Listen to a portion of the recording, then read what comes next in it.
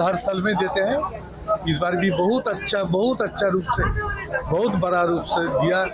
अच्छा खाना का इंतज़ाम किया। इकबाल को ये इफ्तार में हमारे शुभकामनाएं देते हैं। ये रोज़ादार लोगों ने जो यहाँ आके इफ्तार तोड़ा, सबको हमारे शुभकामनाएं। हम लोग चाहते हैं कि सब मिलके अभी ईद उत्सव तक हम लोग एक साथ चले और शांति से ये बंगाल में ईद आगे बढ़े। आपकी पार्टी का नेशनल स्टेटस तो नेशनल पार्टी को टीएमसी का था, वो छीन गया था, क्या बोलेंगे उस पर? हमारे पार्टी और नेशनल पार्टी होने से भी कांग्रेस और सीपीएम के तो जीरो बना ही दिया। और जो पार्टी बताया था कि इस बार 200 पार, उसका क्या हाल है आप लोग जानते हैं। तो रीजनल पार्टी से फिर जातीय पार्टी बनने में कोई तकलीफ नहीं होता, वो हो जाएंगे। आज सुना ये अदालत में जाएंगे कि नहीं, पार्टी सोचेंगे। तो 2024 मतलब कैसा कीजिएगा? 2024 में तृणमूल ही रहेगा। कांग्रेस सीपीएम जैसा पिछले लोकसभा में जीरो हो जाएगा। हमारे टारगेट होगा 2024 में जीरो बना देने का। आपस में भाईचारा और मेल मिलाप, इससे एक अच्छा तरीका है कि इफ्तार में सब कौम के लोगों को लेकर के, चाहे कोई भी मज़हब का हो, सबको मिल कर के एक साथ इफ्तार खोलने से आपस में प्यार मोहब्बत बढ़ता है। तो इकबाल अहमद को मैं मुबारकबाद दूंगा कि उसने इस इलाके में सबको लेकर करके, हमारे सीनियर लीडर लोग को लेकर के, सुदीप दा को और भी दीगर लोगों को लेकर के यहाँ पर इफ्तार का एहतमाम किया। और एक चीज़ आप देखिएगा, नोट किएगा, बहुत अच्छा काम किया उन्होंने कि बहुत लोगों को यहाँ पर बुलाया, लेकिन किसी में भी तफरका भेदभाव नहीं।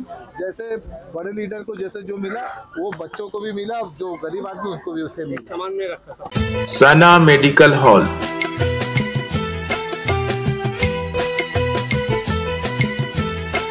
10% discount on every medicine. Oxygen cylinder also available.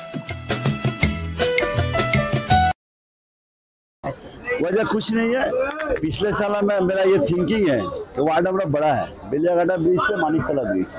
हमारा सोच है कि इस बार उस बार नेक्स्ट ईयर 2021 में वहाँ किए, 22 में, 23 में यहाँ करेंगे, फिर वहाँ करेंगे, यहाँ करेंगे। माने हमारा वो भी है, यहाँ भी है, इससे कि हर जगह करने से वहाँ का लोकल भी अटेंड करेंगे और हमारे साथ और से बहुत अच्छे लगेगा लोगों को कि मेरे तरफ भी कर रहे। मिसाल ये देंगे कि आवाम में काम से जरिए आवाम में मकबूलियत होती है।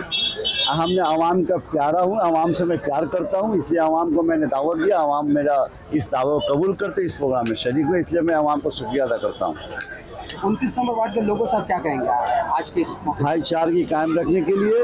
और आज जो देश का हालात है, हमारी नेत्री ममता बनर्जी, लीडर सुदीप बंदोपाध्याय, सबों को हम लोग हिदायत दिए कि हिंदू मुस्लिम एक होकर अमन और सुकून के साथ रहें। ये मेरी सबसे ज़्यादा इस पर जोर है। हम सबको यही आज के पवित्र रमजान के मुबारक महीने के मौके पर मैं अपने भाई बहनों से अपील करता हूं कि मिलजुल कर रहें, शांति अमन और कायम रखें। बीजेपी मुस्लिम भाइयों को भड़का रहे हैं, फसादात करवा के, क्या पैगाम दोगे मुस्लिम भाइयों को? मुस्लिम भाइयों को मैं पैगाम देना चाहता हूँ आप लोगों के जरिए कि बीजेपी के जो इस तरह से हिंदू को, गैर कौम को उड़गला कर जो हालात पैदा करने की कोशिश कर रही है, उस पर आप ध्यान न दें। हम लोग अमन और सुकून से काम कर रहे हैं, अमन और सुकून से के साथ बसर कर रहे हैं। हमारी हुकूमत, ममता बनर्जी की सरकार हमारे साथ है, हमारी भरपूर हेल्प कर रही है, मदद कर रही है, हर तरह से हमारी ताउन है सरकार की। तो हमें उस पर काम नहीं देना चाहिए। अमन और सुकून के साथ हमें उस पर ध्यान ही नहीं देना चाहिए, अमन और सुकून कायम रखना चाहिए, उस पर हमें हिंदू मुस्लिम एकता से बेशक ये दीदी का मिसाल है। देखिए दीदी ईद में नमाज भी होती है, दीदी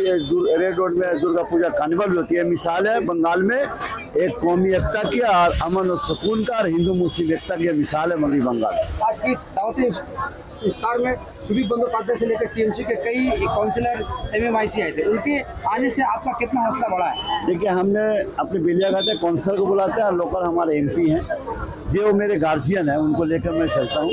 हिम्मत बढ़ती है, जो आते हैं तो और काम करने का हिम्मत बढ़ता है कि और हम ज़्यादा आवाम का खिदमत करें, इलाका में काम करते हैं। एमएलए क्यों नहीं आया? ठीक है, एमएलए को हमने इन्वाइट किया था, हो सकता है जी कार्ड में नाम भी है, दावत भी दिया हूँ, और मसरूफ होंगे कहीं इस वजह से नहीं आ पाएंगे। उनके नहीं आने से आपको थोड़ा सा मायूसी हुई है? देखिए मायूसी की बात नहीं है, आदमी मसरूफ हो सकता है नहीं आएगा, मायूसी की बात नहीं है, मसरूफ हो सकता है, मसरूफ वैसे नहीं आए। आज इतना गर्मी था, टेम्परेचर इतनी गर्मी में इस दर्जा रात में कैसे आप लोगों ने मतलब इसको किया? देखिए गर्मी थी, लेकिन गर्मी में तो रमजान मुबारक महीना पड़ता है, रहमत का महीना है। हम लोग तो आदी हो गए गर्मी में, इससे भी गर्मी को झेलने का रमजान रोजा रखकर, तो हम लोग आदी है। अल्लाह का करम है, रसूल का करम है, हम लोग उसको बर्दाश्त करते हुए इस पर काम करते हैं। तो आने वाले 10 दिन के बाद ईद है, लोगों से आप क्या कहेंगे? ईद के मौके पर सबों को बोलेंगे कि हिंदू मुस्लिम या हम लोग कौम के अंदर भी आपस में अगर रंजिश हो उसको ख़त्म करके गले मिलकर एक अच्छा पैगाम के तरफ जाए कि हम लोग